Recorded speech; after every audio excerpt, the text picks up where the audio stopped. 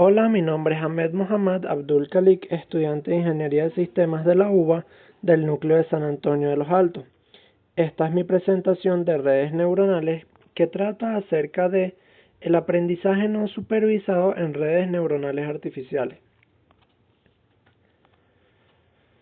Bueno, debemos recordar que las neuronas se pueden agrupar en sistemas más complejos conocidos como redes neuronales. El término red neuronal se emplea tanto para identificar redes biológicas como el cerebro humano, como para redes neuronales artificiales, que se refieren a simulaciones computacionales, mecánicas, eléctricas o a modelos de redes neuronales biológicas. El aprendizaje es un proceso mediante el cual la red modifica sus pesos en respuesta a una información de entrada.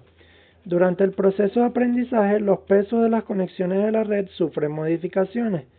Por lo tanto, se puede afirmar que este proceso ha aprendido cuando los valores de los pesos permanecen estables.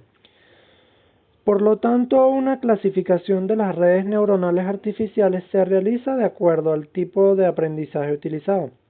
De esta manera, se pueden tener redes neuronales con aprendizaje supervisado y no supervisado.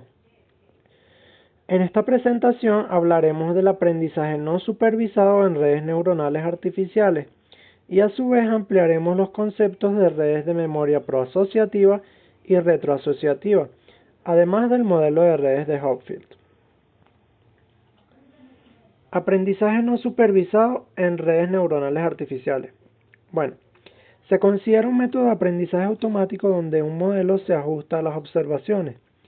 Se distingue del aprendizaje supervisado por el hecho de que no hay un conocimiento a priori. En el aprendizaje no supervisado, un conjunto de datos de objetos de entrada es tratado.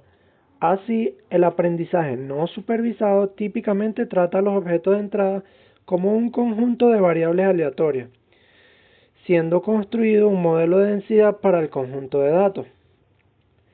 En algunos casos, la salida representa el grado de similitud entre la información que se le está presentando en la entrada y la que se le ha mostrado en el pasado.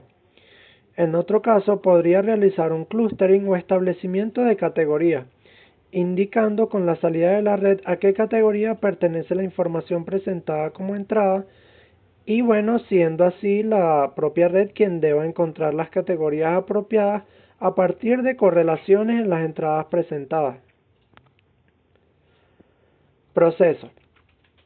En primer lugar tenemos el análisis de los componentes principales.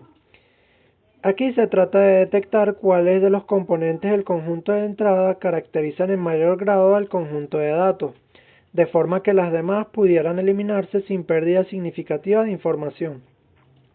Posterior a ello tenemos el agrupamiento. A partir de un conjunto de entradas se desea conocer si hay un conjunto de datos que están bien presentados por un patrón y de qué manera se agrupan los datos a estos patrones representativos que ha encontrado la red. Es decir, si se puede dividir el conjunto de datos en diferentes clases, decidir a qué clase pertenece cada dato y qué caracteriza cada una de las clases. Prototipado. Igual que en el caso anterior, pero en vez de obtenerse como resultado a qué clase pertenece el dato de entrada, se obtiene un prototipo ejemplar de la clase a la que pertenece dicho dato de entrada. Codificación. Aquí se obtiene, a la salida de la red, una versión codificada del dato de entrada, es decir, un dato de menor dimensión que mantenga el máximo de información que le sea posible. Esto podría utilizarse para la comprensión de datos antes de transmitirse por un canal de ancho de banda limitado, por el cual la señal original no podría ser transmitida, siempre y cuando exista la posibilidad de construir una red capaz de restaurar el dato original. Por último tenemos la extracción y relación de características. Aquí la idea es realizar un mapa topológico de los datos de entrada a través del diseño de la red, de tal forma que patrones de entrada parecidos produzcan respuestas similares en neuronas cercanas.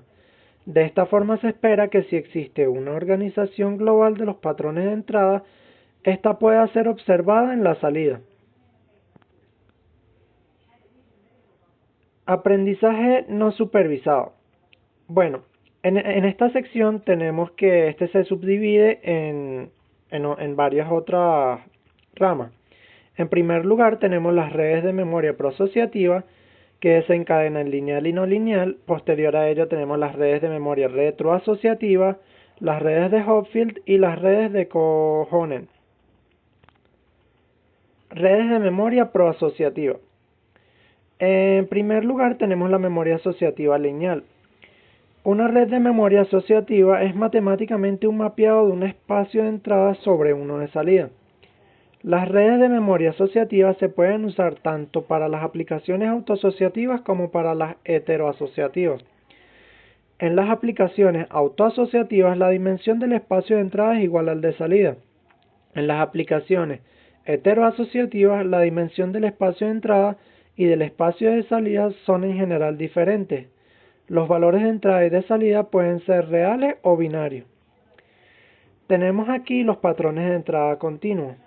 La matriz de pesos sinápticos W en la memoria asociativa lineal se obtiene de la correlación de los pares de patrones originales donde W es igual a S por A de M y B de M, en donde T, donde A y B son vectores reales continuos.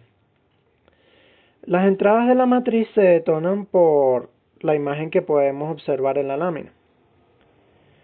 Memoria asociativa no lineal. El uso de una unidad de proceso no lineal será esencial para eliminar las perturbaciones indeseadas, donde un patrón de prueba T definimos el vector resultado S como el producto interno entre B de M y el patrón de prueba T y lo escribimos como desde B de M hasta T. El vector resultado S se le hace un procesado no lineal llegando a un vector de decisión binario donde B es igual a N de S que se espera tenga solo un elemento distinto de 0. Si este elemento se posiciona correctamente, entonces se puede realizar la recuperación holográfica. El patrón a recuperar es el valor de la salida AB, constituida por la matriz formada por los vectores de la columna A de K. Redes de memoria retroasociativa. Una red con realimentación necesita de muchas iteraciones hasta conseguir la recuperación del patrón final. La red de retroasociación más popular es el modelo de Hopfield, el cual tiene las siguientes características. Los pesos sinápticos son prealmacenados. Se usan operaciones no lineales de escalonamiento en cada etapa para producir valores binarios. La retroalimentación tiene la función de propiciar que los estados se puedan actualizar iterativamente. Y las iteraciones convergen hacia una solución que minimiza una función de energía en la red. Modelo de redes de Hopfield. La red de Hopfield se representa como un modelo de memoria asociativa de patrones, en el sentido de que es capaz de recuperar patrones almacenados a partir de información incompleta sobre los patrones o incluso a partir de patrones con ruido. Estructura de la red. El modelo original de Hopfield consiste en una red discreta de una sola capa con S neuronas cuyos valores de salida son binarios, es decir, -1 y 1. Siendo las funciones de activación de tipo escalón. Posteriormente, Hopfield desarrolló una versión continua con redes y salidas continuas y funciones de activación tipo sigmoidea. Las redes de Hopfield están formadas por una sola capa de S neuronas. Cada una de estas se conecta a todas las demás salvo a ella misma. Mapas de Cohons. Existen evidencias que demuestran que en el cerebro hay neuronas que se organizan en muchas zonas, de tal forma que las informaciones captadas del entorno a través de los órganos sensoriales se representan internamente en forma de mapas bidimensionales. Esto sugiere, por lo tanto, que el cerebro podría poseer la capacidad inherente de formar mapas topológicos de las informaciones recibidas del exterior. El objetivo de Kohonen era demostrar que un estímulo externo por sí solo, suponiendo una estructura propia y una descripción funcional del comportamiento de la red, era ya suficiente para forzar la formación de los mapas. Esta red utiliza un aprendizaje no supervisado de tipo competitivo, en la que las neuronas compiten por activarse y solo una de ellas permanece activa hasta una determinada información de entrada a la red. De esta manera, los pesos de las conexiones se ajustan en función a la neurona que haya resultado vencedora. Bueno, para concluir, podemos decir que existen varios tipos de redes neuronales artificiales que se pueden clasificar en dos grandes grupos: de aprendizaje supervisado y no supervisado.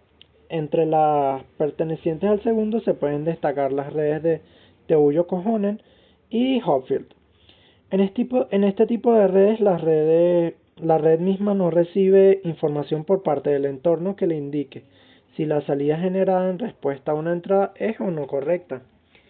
Y bueno, el aprendizaje no supervisado consiste en que la red descubra por sí misma sus propias características, regularidades, correlaciones o categorías en los datos de entrada, y así se puedan obtener de forma codificada en la salida.